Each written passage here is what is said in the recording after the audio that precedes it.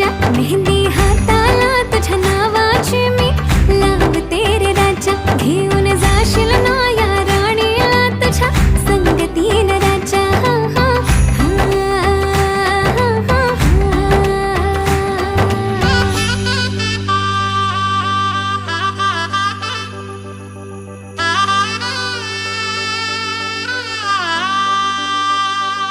सजली ही नवरी बाई नवरोबासाठी ग, गाली हळदी चाले दिसते किती गोड ग. आई बाबांची लाडकी सासरला जाईल ग, सुखी राहा दिल्या घरी तो